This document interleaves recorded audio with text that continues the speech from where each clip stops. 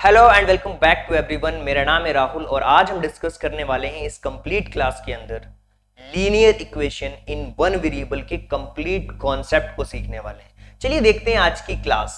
आज की क्लास के अंदर अगर आप देखोगे तो जो 9th क्लास का जो सेकंड चैप्टर है, और सेकंड चैप्टर के अंदर आपको भी पता है कि हम पढ़ने वाले हैं linear equation in one variable, जो कि मैथ्स का हमारा सेकंड चैप्टर होने वाला है। इसके कॉन्सेप्ट को हम देखेंगे। फर्स्ट चैप्टर के कॉन्सेप्ट को हमने देखा, उसके क्वेश्चन को सॉल्व करें। आज हम सेकंड चैप्टर देखेंगे, इसके कॉन्सेप्ट को देखेंगे, इसके बाद इसके क्वेश्चन को हम सॉल्व करेंगे। चलिए शुरू करते हैं। इसके अंदर हम बेसिक कॉन्सेप्ट एक्सप्रेशन को भी देखने वाले हैं, लेकिन अगर आप हमारे साथ पढ़ना चाहते हैं आपको कुछ रूल्स फॉलो करने होंगे। वो रूल्स क्या हैं आपको मैं रिकॉल करा देता हूं। अगर आपके पास में नोटबुक नहीं है, तो सबसे पहले तो जाइए नोटबुक लेकर के आइए। क्यों? हमारे रूल्स के अंदर पहली चीज है आपके पास नोटबुक होना चाहिए। दूसरी चीज, आपके पास जो नोट्स बनाओगे वो खुद के नोट्स होने चाहिए। तीसरी चीज, बीच में छोड़ करके आपको नहीं जाना है। इसके अलावा रिवीजन जरूर करना है। जो क्वेश्चंस बीच में दिए जाते हैं ना, उनको सॉल्व करना है, एक डेडिकेशन के साथ में पढ़ाई करना। मुझे फर्क नहीं पड़ता अगर आप में से कोई एक बच्चा भी ये काम करता है, मैं उसके लिए अपनी पूरी जी जान लगा दूंगा पढ़ाने में। तो अगर कोई एक बच्चे भी इस चीज को फॉलो करता है, उसका सिलेक्शन होने से कोई नहीं रोक सकता। आपको रिवीजन करना है, क्वेश्चंस करने हैं, डेली का होमवर्क डेली करना है, अपनी कॉपी में चीजों को नोट डाउन करना है। इसके अलावा वीडियो देखते समय फोकस रहना है। ऐसा नहीं कि कोई नोटिफिकेशन आए तो आप व्हाट्सएप पे चले जा रहे हो, इंस्टाग्राम पे चले जा रहे हो, ये बिल्कुल भी नहीं करना है। इसके अलावा जो आपको ट्रैकर शीट दी गई है उसको फिल करना है, क्वेश्चन करना है, मेरे साथ बिल्कुल 1-to-1 कम्युनिकेशन करना है अगर आप मेरे साथ मेंटरशिप प्रोग्राम में जुड़े हुए हो तो। इसके अलावा जो भी आप अगली क्लास अटेंड करने वाले हो, उससे पहले पिछली क्लासेस का रिवीजन जरूर करके आना। जैसे कि आज हम जो क्लास कर रहे हैं, इससे पहले जो क्लासेस हुई हैं जिसमें कि हमने फर्स्ट चैप्टर के कॉन्सेप्ट पढ़े हैं और इसके अलावा हमने क्या किया हुआ है, क्वेश्चंस को करे हुए हैं, तो वो क्लासेस आपकी कंप्लीट होनी चाहिए। उसके बाद आप सेकंड क्लास पे आ सकते हो। चलिए शुरू करते हैं, आज की क्लास के बारे में जानते हैं। और ये हमारा मेंटरशिप का प्रोग्राम है। ज्यादा नॉलेज के लिए, ज्यादा जानकारी के लिए आप इस नंबर पे कॉल कर सकते हो। इसके अंदर हम 1-to-1 कम्युनिकेशन करते हैं, आपको ट्रैक करते हैं, सिलेबस देते हैं, कितना सिलेबस कंप्लीट हुआ ये भी हम चेक करते हैं और सारा कोर्स कंप्लीट कराते हैं। और इसके साथ साथ आपकी कंप्लीट प्रिपरेशन में डे 1 से लेकर के लास्ट डे तक हम साथ होते हैं। तो चलिए शुरू करते हैं और समझने की कोशिश करते हैं आज की क्लास को। और देखिए एक चीज मैं आपको बता दूं, इससे पहले है ना, हमने जो कोर्सेज कंप्लीट करे, इसके पहली जो पिछली क्लास हुई है उसमें हमने क्या पढ़ा था, उसमें हमने पढ़े थे, आज हम पढ़ेंगे linear equation in one variable. और इसके पहले वाली क्लासेस में हमने रेशनल नंबर के कॉन्सेप्ट को पढ़ा था। और रेशनल नंबर के कॉन्सेप्ट के अंदर अगर आप देखोगे ध्यान से, ये आपका सिलेबस है।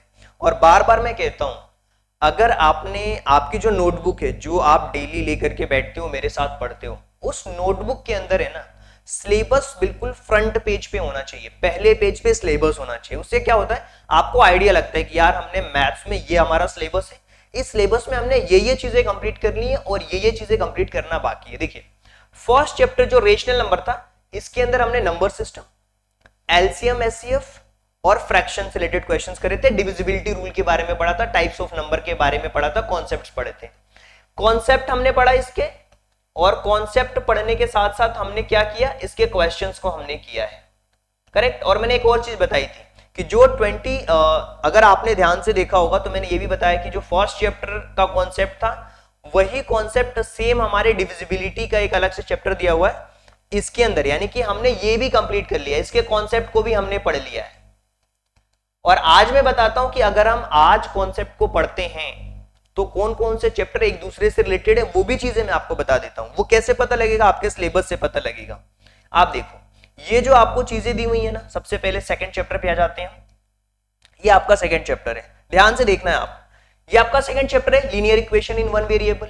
Linear equation in one variable ये हमारे अलजेब्रा से रिलेटेड टॉपिक है, अलजेब्रा से रिलेटेड टॉपिक है। अब यहां पे देखो, अलजेब्रिक एक्सप्रेशन एंड आइडेंटिटीज, ये एक दूसरे से रिलेटेड हैं, और ये लीनियर इक्वेशन और अलजेब्रिक एक्सप्रेशन इन आइडेंटिटीज। तो आज मैं केवल आपको लीनियर इक्वेशन वन वेरिएबल के कॉन्सेप्ट बताऊंगा।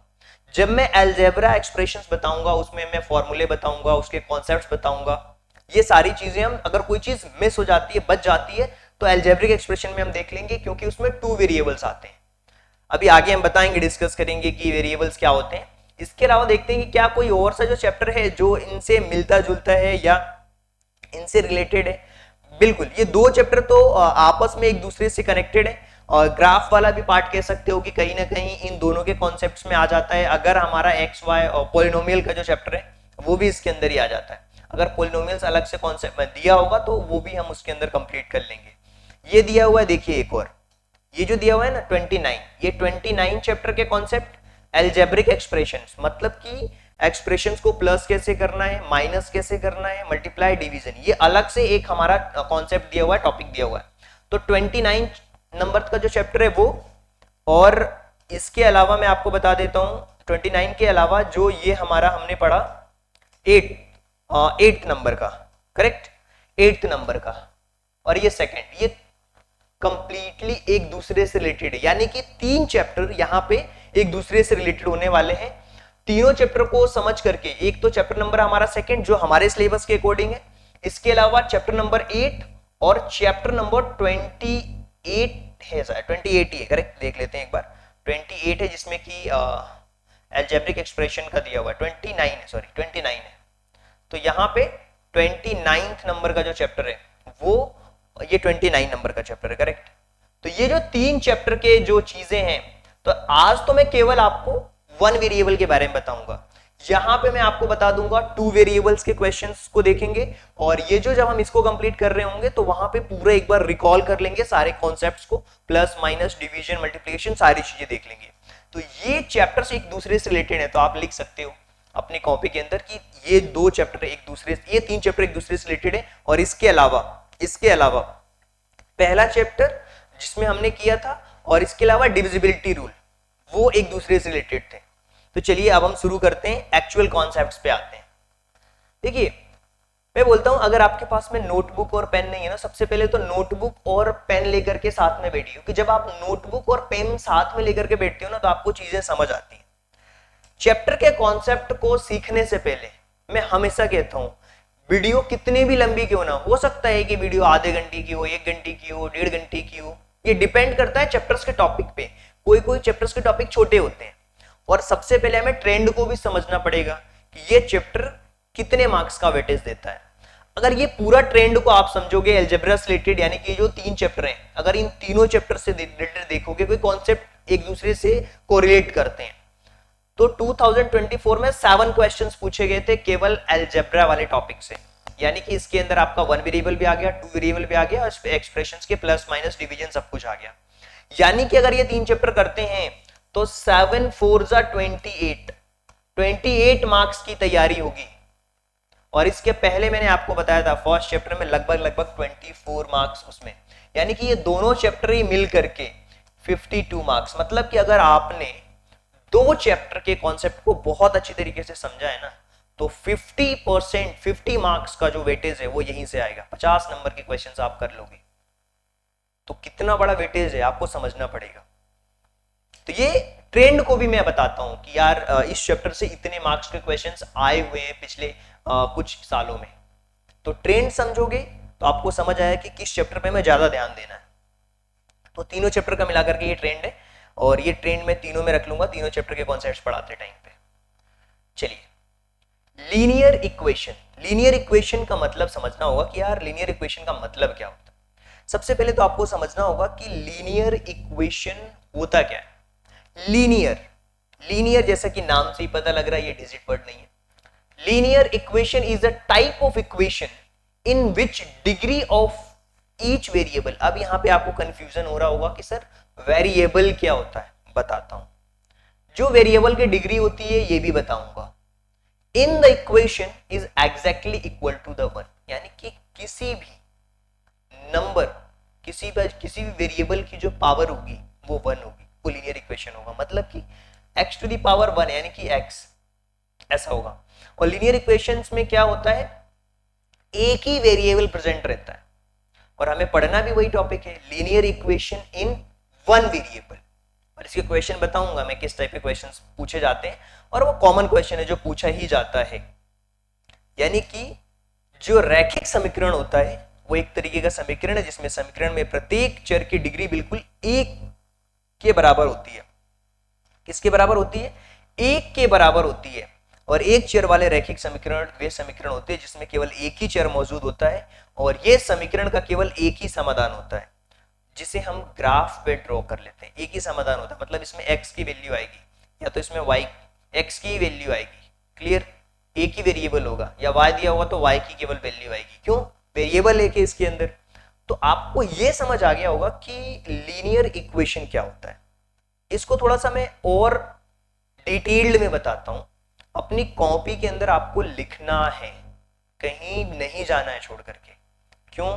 जब तक ये कॉन्सेप्ट कंप्लीट नहीं होगा, जब तक ये क्लास कवर कंप्लीट नहीं होगी, तो आपको अपनी कॉपी के अंदर तो लिखना है बॉस।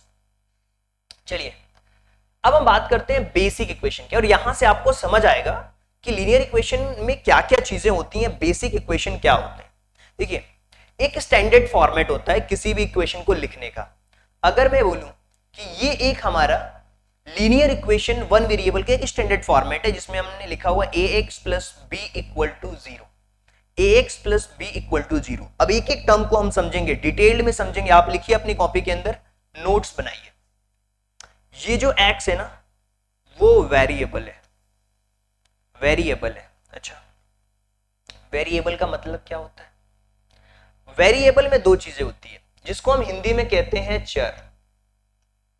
वेरिएबल, वेरी, जिसकी वैल्यू वेरी करती रहती है, जिसके बारे में हमें एग्जैक्ट नहीं पता होता है कि इसकी वैल्यू क्या होगी, वेरी करती है। वेरी एक्स हो सकती है, वाई हो सकती है, जेड हो सकता है, कोई भी अल्फाबेटिकल एक टर्म हो सकता है, ए बी सी डी में से कुछ भी हो सकता है जिसको हम चर कहते हैं। अचर में अंक होता है। तो यहां पे जो वेरिएबल है जिसकी वैल्यू वेरी करती है, हमें नहीं पता होता है, तो हमने एक स्टैंडर्ड फॉर्मेट रखा है ax plus b equal to 0। ये फॉर्मूला है। आप एक कांस्टेंट एक लीनियर इक्वेशन का एक कह सकते हो कि फॉर्मूला है, एक स्टैंडर्ड फॉर्मेट है। यहाँ पे कोई सा भी नंबर रख दो, 7x प्लस 5 इक्वल टू 0, ये हमने लिख दिया। तो ये x क्या हो गया? ये आपका वेरिएबल हो गया, और ये x के साथ में जो है वो एक इसका कोफिशिएंट हो गया। किसका कोफिशिएंट हुआ? इस वेरिएबल का कोफिशिएंट हुआ, यानी कि x का कोफिशिएंट हुआ ये। क्लियर है? ये x का कोफिशिएंट हुआ, और ये जो कांस्टेंट है 5, जिसके साथ में कोई वेरिएबल नहीं है, वो कांस्टेंट वैल्यू है। क्लियर है? ये कांस्टेंट हो गया, यानी कि अगर इस स्टैंडर्ड फॉर्मेट से इसको हम देखेंगे तो यहां पे जो हमारा 7 है वो हमारा कोफिशिएंट हो जाएगा। क्या हो जाएगा? ये हमारा कोफिशिएंट हो जाएगा। किसका कोफिशिएंट होगा? ये x का कोफिशिएंट होगा। और x हमारा क्या हो गया? x हमारा वेरिएबल हो गया, वेरिएबल। और ये जो 5 है वो हमारा क्या हो गया? कांस्टेंट हो गया, कांस्टेंट। क्लियर है? तीन चीजें आपको समझ आई होंगी, कोफिशिएंट, वेरिएबल और कांस्टेंट। चलिए, ये अगर आपको समझ आ चुका है तो अब हम ये जो चीजें हैं इसको हम समझते हैं। यहां पे लिखा हुआ है 4x माइनस 7 इक्वल टू 5। ये जो चीज है ना, इसको हम एक्सप्रेशन कहते हैं। इसको हम क्या कहेंगे? एक्सप्रेशन। और जो आपका चैप्टर था 29 नंबर पे जो हमने लिखा था चैप्टर, उसमें क्या लिखा था? Algebraic expression. और ये एल्जेब्रा ही तो है, एक्स वाई जेड। उसमें हो सकता है कि दो वेरिएबल हो, उन्हीं के ही हम एडिशन सब्ट्रैक्शंस पढ़ेंगे। यानी कि इसका एडिशन सब्ट्रैक्शंस के लिए एक अलग चैप्टर दिया हुआ है हमें 29 नंबर पे सिलेबस में, और उसी के अकॉर्डिंग हम चल रहे हैं। और तीनों चीजों को कोरिलेट करके मैं आपको बता रहा हूं ताकि चीजें आपको समझ आए। अगर आपको समझ आ रही है ना, कमेंट बॉक्स में कमेंट करना कि हाँ सर मुझे समझ आ रही है जो चीजें आप पढ़ा रहे हो। कॉपी में नोट डाउन करो, 4x माइनस 7 ये आपका कंप्लीट एक एक्सप्रेशन है। और ये जो चीज आप देख रहे हो ना, ये टर्म है। 5 अपने आप में एक टर्म है, 7 अपने आप में एक टर्म है, 4 अपने आप में टर्म है। और ये जो साइन देख रहे हो इसको हम ऑपरेटर कहते हैं। क्या कहते हैं? ऑपरेटर्स कहते हैं। इनको हम ऑपरेटर कहते हैं, ऑपरेशन कहते हैं, ऑपरेटर कहते हैं। अभी तक हमने जो चीजें पढ़ी हैं उसका एक समअप वो देखिए, क्योंकि कॉन्सेप्ट समझना बहुत जरूरी है। उसका समअप क्या है? 7n प्लस 2 लिखा हुआ है। n की जगह पे कुछ भी आ सकता है, x, y, z, p, q, a, b, c, whatever आप जो भी लिखना चाहते हो लिख सकते हो। 7 आपका कोफिशिएंट है, n आपका वेरिएबल है, 2 आपका कांस्टेंट है, इनको हम कहते हैं टर्म्स। ये हो गया आपका ऑपरेशन, जो प्लस का साइन है, प्लस माइनस डिवाइड मल्टीप्लीकेशन, ये हम आपका ऑपरेशन कहलाएगा। और इन चीजों को, ये जो लिखा हुआ है, इसको हम एक्सप्रेशन कहते हैं। क्या कहते हैं? एक्सप्रेशन कहते हैं। आई होप कि आप अपनी कॉपी में इन चीजों को लिख लिया होगा, बहुत अच्छी तरीके से लिखा हो। तो एक्सप्रेशन हमने समझ लिया कि क्या होते हैं। ओके, अब आता है यार, हम इन इक्वेशन को सॉल्व कैसे करते हैं। मैं आपको समझाता हूं। बैलेंसिंग मेथड होती है जो हमें 6th 7th क्लास में सिखाई जाती है, और बैलेंसिंग मेथड के अलावा और भी बहुत सारे मेथड्स होती हैं, उनको भी हम देखेंगे, डिटेल्ड में देखेंगे, समझेंगे अच्छी तरीके से चीजों को। तो ध्यान से देखिए, मान लेते हैं आपको दिया हुआ है यहां पे 8a - 5 = 11।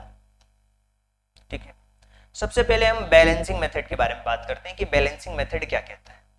यहां पे -5 लिखा हुआ है, अगर इस -5 को हमें बैलेंस करना हो तो हमें +5 ऐड करना पड़ेगा। हमें +5 ऐड करना पड़ेगा, बिल्कुल ऐड करना पड़ेगा। यानी कि 8a - 5 तो पहले से ही है, मुझे बैलेंस करना है तो मुझे इक्वल के दोनों तरफ बैलेंस करना होगा। अगर इधर मैंने प्लस का 5 लिखा हुआ है ना, तो यहां भी मुझे प्लस का 5 करना होगा। किसमें? 11 में। ये हो गया 11 + 5। ये प्लस और माइनस ये तो कैंसिल आउट हो जाएगा, ये तो कैंसिल आउट हो गया। मेरे पास क्या बचा? 8a = यहां पे क्या हो गया? 16 हो गया। क्लियर है?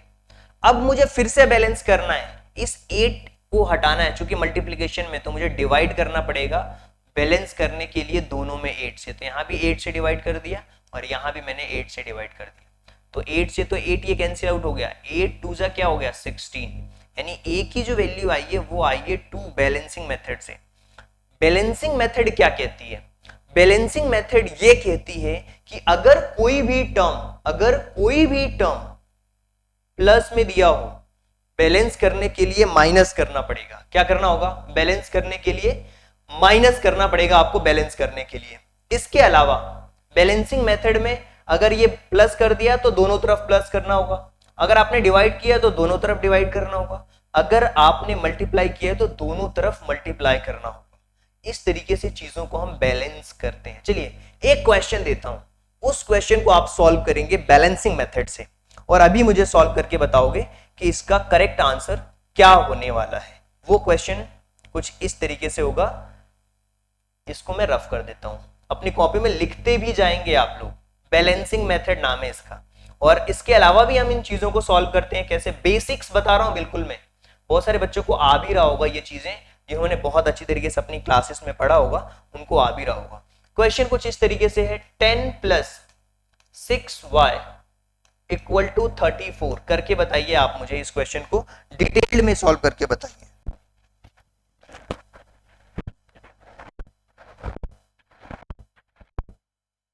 इसको सॉल्व करके बताइए।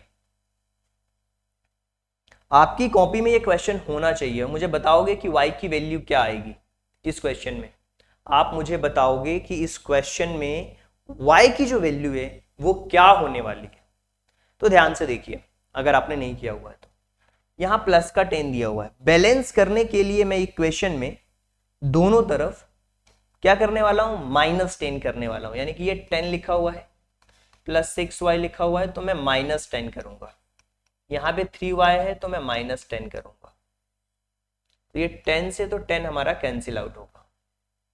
यहां हो गया 6y। अब जब ये 3 जो है, जब ये 3 होगा, ये 34 है, y नहीं है, 34 है ये। 34 में से जब हम माइनस करेंगे तो ये 24 होगा। अब इसको बैलेंस करने के लिए, चूंकि ये मल्टीप्लाई में दिया हुआ है, इसको बैलेंस करने के लिए मुझे 6 से डिवाइड करना होगा। तो यहाँ भी 6 का डिवाइड कर दिया, यहाँ भी 6 का डिवाइड कर दिया, तो ये कैंसिल आउट हो गया। 6 4 जा 24, यानी कि y की जो वैल्यू है वो क्या आ जाएगी? 4 आ जाएगी। y की वैल्यू क्या आई है? 4 आई है। किससे? बैलेंसिंग मेथड से। आगे बढ़ते हैं, आगे बढ़ते हैं, चीजों को समझते हैं। एक और क्वेश्चन देता हूं, उस क्वेश्चन को आप सॉल्व करिए और मुझे बताइए बैलेंसिंग मेथड से कि इसका आंसर क्या होगा। एक और क्वेश्चन में देता हूं, कॉन्सेप्ट आपको समझना पड़ेगा। क्वेश्चन कुछ इस तरीके से, इस बार डिवाइड कर दे देता हूं, x/12 -5 = 4। बताइए इसका आंसर क्या होगा। देखिए यहां डिवाइड है, इसमें हमें क्या करना पड़ेगा, मल्टीप्लाई करना पड़ेगा। अगर आप मल्टीप्लाई करेंगे तो दोनों में ही आपको मल्टीप्लीकेशन करने पड़ेंगे, दोनों में ही मल्टीप्लीकेशन करने पड़ेंगे। या तो पहले क्या कर सकते हो, इस 5 को हटाने के लिए आप +5 कर दो दोनों तरफ। चलिए ये कर लेते हैं सबसे पहले। तो x/12 -5 है, ये हो गया आपका प्लस का 5 = 4, फिर ये +5 हो गया, ये 5 तो कैंसिल आउट हो गया, x/12 = 9। ये डिवाइड में दिया हुआ है 12। इसको बैलेंस करने के लिए इधर भी 12 का मल्टीप्लिकेशन करेंगे, इधर भी 12 का मल्टीप्लिकेशन करेंगे, तो ये तो कैंसिल आउट हो जाएगा। 12 9 जाएगा 108, यानी कि जो x की वैल्यू आ गई वो क्या आ गई, 108। ये बैलेंसिंग मेथड है। इसके अलावा भी इन इक्वेशन को सॉल्व करते हैं अलग मेथड से। ये हमारा एक तरीके से एक्स ब्रैकेट्स को एक्सपांड करना, उसको सॉल्व करना, उसको हम देखते हैं सिंप्लीफाई करना, कैसे हम सिंप्लीफाई करते हैं। अब मान लीजिए वन वेरिएबल का इक्वेशन दे रहा हूं, वन वेरिएबल का इक्वेशन दे रहा हूं, एक्स के अलावा कोई दूसरा वेरिएबल नहीं है अभी। वैसे अलजेब्रिक एक्सप्रेशन में 2 वेरिएबल के भी क्वेश्चंस आ सकते हैं, लेकिन अभी मैं केवल और केवल आपको 1 वेरिएबल के ही क्वेश्चंस दे रहा हूं। तो ध्यान से देखिए इनको हमें कैसे सॉल्व करना है। सबसे बड़ी बात, यहां पे मान लीजिए क्वेश्चन लिखा हुआ है 2x + 8, करेक्ट। 2 में x का मल्टीप्लीकेशन करोगे क्या हो जाएगा, 2x। 2 में 8 का करोगे क्या हो जाएगा, 16। मतलब इस 2 का इन सबके साथ में मल्टीप्लीकेशन हुआ है, तो ये सॉल्व हो गया, हमने एक्सपांड कर लिया ब्रैकेट को। ये आपको समझ आया। चलिए एक क्वेश्चन मुझे करके बताइए, 6y 9 - y, इसके आगे सॉल्व नहीं हो सकता क्योंकि आगे कुछ टर्म नहीं दिया हुआ है। अगर जैसे मान लो कुछ ऐसा दिया होता, अगर ऐसा दिया होता इक्वेशन में 2x + 16 = 32 दिया होता, तो हम क्या करते हैं, 2x, ये जो माइनस का नंबर है जब दूसरी तरफ जाता है, तो प्लस का जो नंबर है जब = के दूसरी तरफ जाता है, जो कि पहले से ही 32 है, जब ये 16 दूसरी तरफ जाता है तो माइनस का हो जाएगा, यानी कि वैल्यू हो जाएगी 2x = 16, यानी कि जो x की वैल्यू है वो आ जाएगी 16/2 यानी कि 8। तो x की वैल्यू क्या आ जाएगी आपकी, 8 आ चुकी है यहां पे। इस इक्वेशन को एक्सपांड करके बताइए कि क्या होगा। 9 में 6 का मल्टीप्लिकेशन करोगे 54 आएगा, और ये y है साथ में तो y लग जाएगा, -6 y का जब y में मल्टीप्लिकेशन करेंगे तो ये 6y का स्क्वायर हो जाएगा। ये 1 वेरिएबल के क्वेश्चन को मैं बता रहा हूं थोड़ा सा एक्सपांड करके कि किस तरीके से चीजें सॉल्व होती हैं। चलिए एक और क्वेश्चन देखते हैं। बेसिक्स में हमें सॉल्यूशन कैसे करना है उसके बारे में बात करते हैं कि कैसे सॉल्व करते हैं, उसको हमें देखना होगा, बेसिक्स हमें आने चाहिए। चलिए इस ब्रैकेट को सॉल्व करके बताइए। 12 लिखा हुआ है और ये लिखा हुआ है 4x + 8 - 6। अब ध्यान से देखिए यहां पे क्या हो रहा है। 12 में 4 का मल्टीप्लाई करेंगे, 12 4 जा 48, ये x है तो x साथ में आ जाएगा प्लस। 12 में जब हम 8 का मल्टीप्लाई करेंगे 96 होगा। ये तो इन दोनों ब्रैकेट्स को हमने सॉल्व किया, माइनस लिखा हुआ है तो माइनस का 6x, ये भी x है ये भी x है, इसके साथ में माइनस लगा हुआ है, तो 48 - 6x, 48x - 6x + 96। अब 48 में से 6 को माइनस कर देंगे, 42x + 96, ये आपका आएगा। क्लियर है। चलिए एक और चीज देखते हैं, इसको सॉल्व करके बताइए। थोड़ा सा आपको बेसिक्स जो अलजेब्रिक एक्सप्रेशन है उसके बारे में थोड़ी प्रैक्टिस करा रहा हूं ताकि आपको चीजें समझ में आए। क्वेश्चन तो आएंगे, लेवल के क्वेश्चन आएंगे, जब तक वो चीजें नहीं आएंगी तो आप क्वेश्चन सॉल्व नहीं कर पाओगे। 7 ब्रैकेट के अंदर a - 11 + 2 और फिर 3 + a, इसको सॉल्व करके बताइए। 7 में a का मल्टीप्लीकेशन करोगे 7a, 7 में 11 का मल्टीप्लीकेशन करोगे 77, प्लस 3 में 2 का मल्टीप्लीकेशन करोगे 6, और 2 में a का करोगे तो ये हो जाएगा 2a। तो ये 7a और 2a, ये प्लस है और इसके आगे भी प्लस है, तो 7 और 2 इसको साथ में लिख दो, 7a प्लस 2a माइनस का 77 प्लस का 6, 2a और 7a 9a, 77 माइनस का है और ये प्लस का 6 है, तो 77 बड़ा नंबर है और इसके आगे माइनस का साइन लगा हुआ है तो माइनस का साइन आएगा, 77 में से हम 6 को माइनस कर देंगे तो 71 आ जाएगा, यानी कि 9a माइनस 71, ये होगा आपका। किस तरीके से हमने एक्सपांड किया ब्रैकेट्स को और कैसे सिंप्लीफाई किया, ये हमारा एक बेसिक तरीका हो गया ब्रैकेट को एक्सपांड करना, उसको सिंप्लीफाई करना। अब जो क्वेश्चन है ना आपके एग्जाम में जो पूछे जाते हैं, इस तरीके के क्वेश्चंस पूछा जाएगा आपके एग्जाम, लेकिन इसको सॉल्व करने से पहले, इस क्वेश्चन को सॉल्व करने से पहले कुछ बेसिक आपको फॉर्मूले पता होना चाहिए, कुछ बेसिक फॉर्मूले पता होना चाहिए।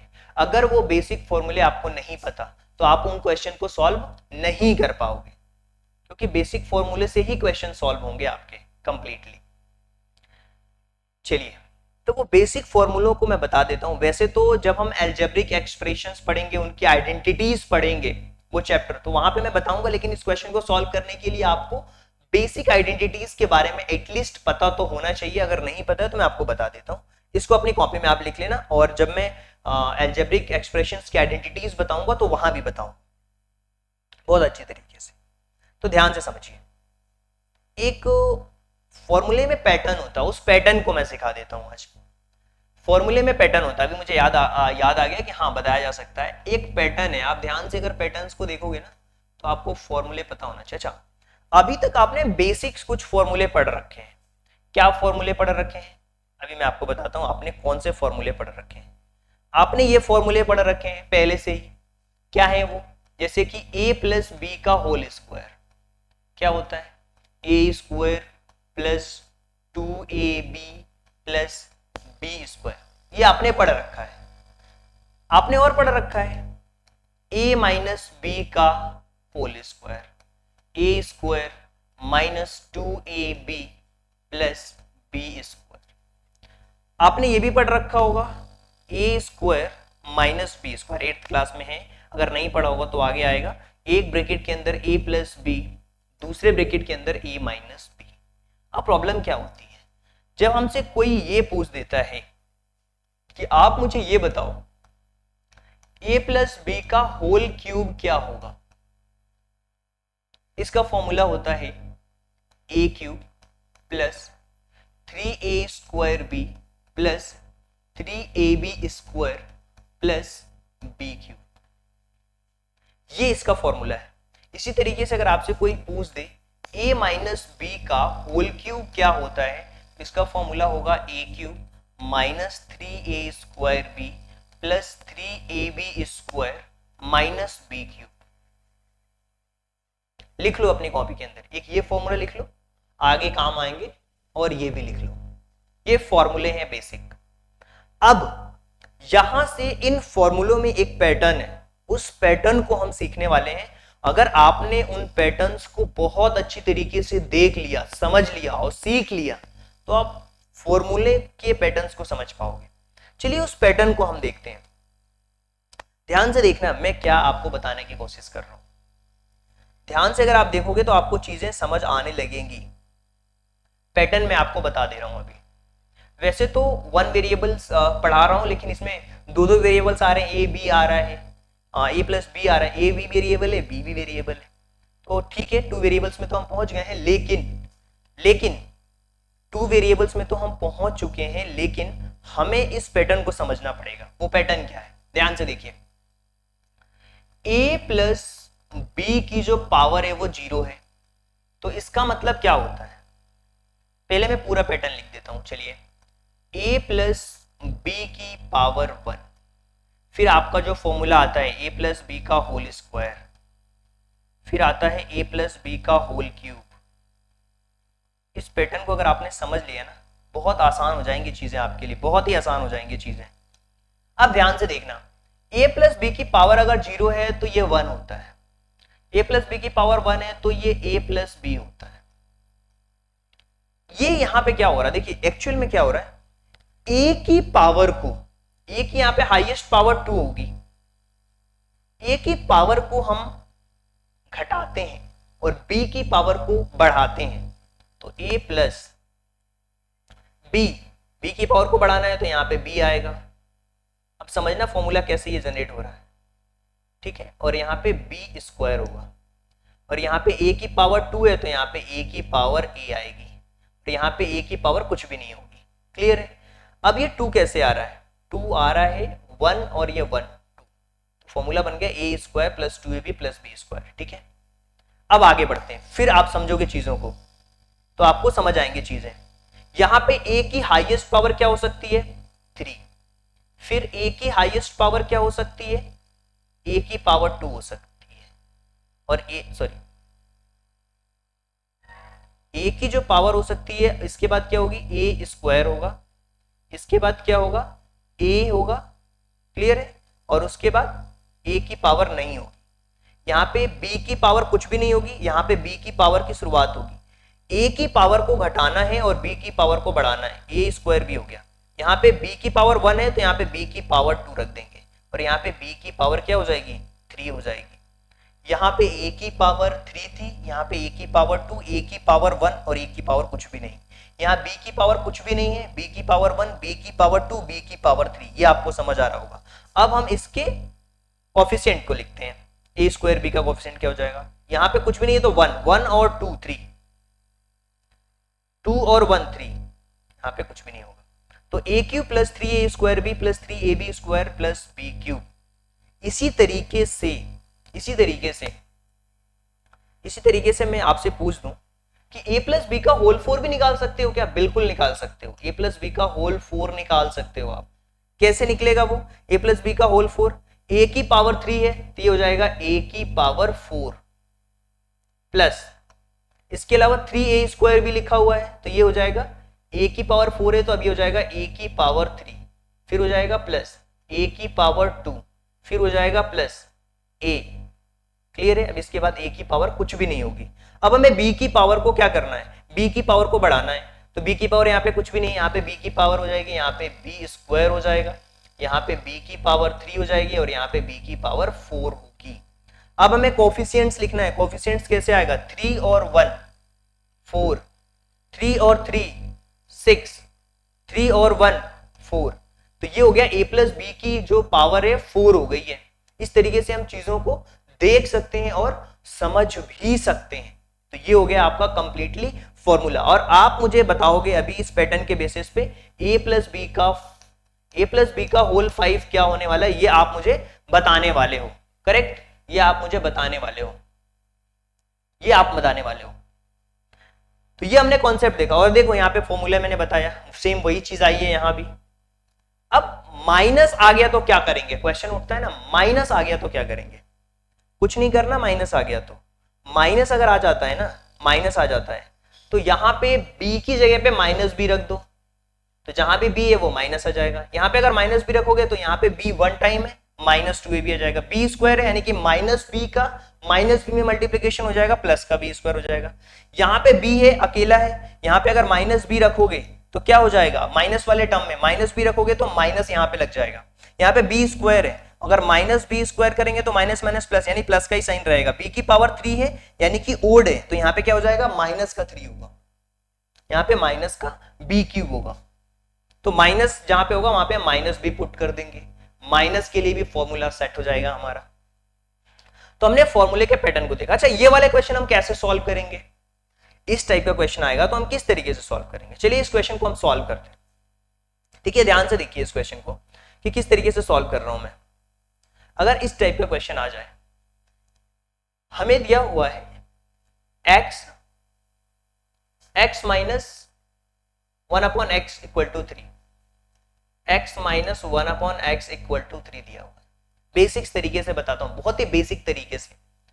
दोनों तरफ स्क्वायर करेंगे हम, बोथ साइड स्क्वायरिंग करेंगे। जब हम बोथ साइड स्क्वायरिंग करेंगे इस इक्वेशन में, तो ये इक्वेशन हमारी कुछ इस तरीके की बन जाएगी, x माइनस 1 अपॉन x का स्क्वायर इक्वल टू 3 का स्क्वायर। दोनों तरफ स्क्वायर करेंगे। हमने देखा बैलेंसिंग में अगर करते हैं तो दोनों तरफ स्क्वायर करते हैं, दोनों तरफ मल्टीप्लाई करते हैं, दोनों तरफ डिवाइड करते हैं, दोनों तरफ स्क्वायर कर दिया।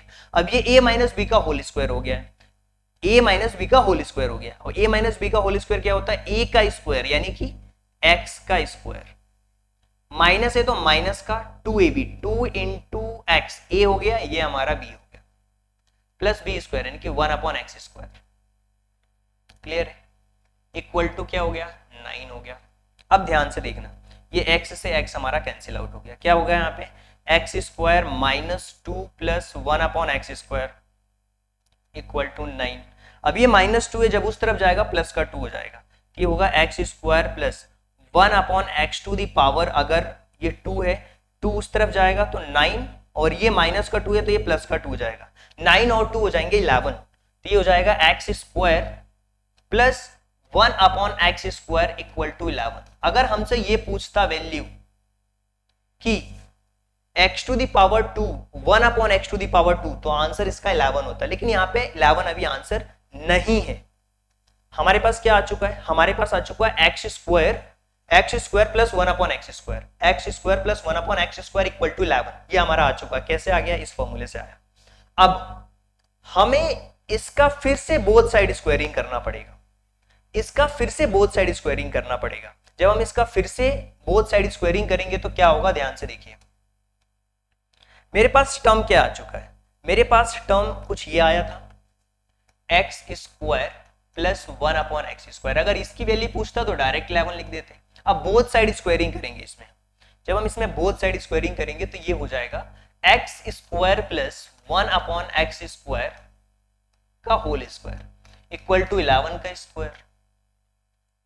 अब a प्लस बी का होल स्क्वायर फिर से, तो a प्लस बी का होल स्क्वायर यानी a स्क्वायर हो गया ये, plus 2ab 2 into x square into 1 upon x square, ये a और ये b, प्लस b स्क्वायर है यानी कि क्या हो जाएगा? 1 upon x to the power 2 फिर इसका b स्क्वायर इक्वल टू 121, 11 का स्क्वायर हो जाएगा 121। अब इसको सॉल्व करते हैं, x to the power 4 plus ये तो कैंसिल आउट हो गया, ये हो गया 2 plus 1 upon x to the power 4 equal to 121।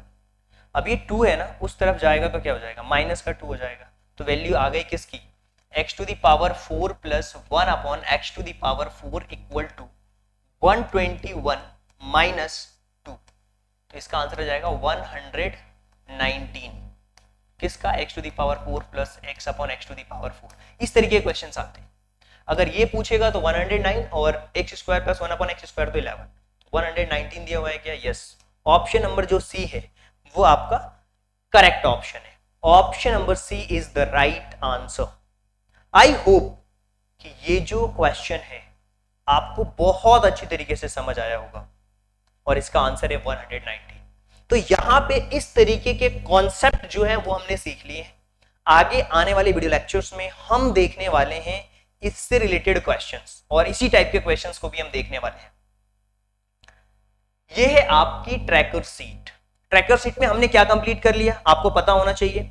Rational number को पूरा हमने कंप्लीट कर लिया, इवन इसके कॉन्सेप्ट भी देख लिए हैं और हमने क्या देखा है, इसके क्वेश्चंस भी देख लिए हैं।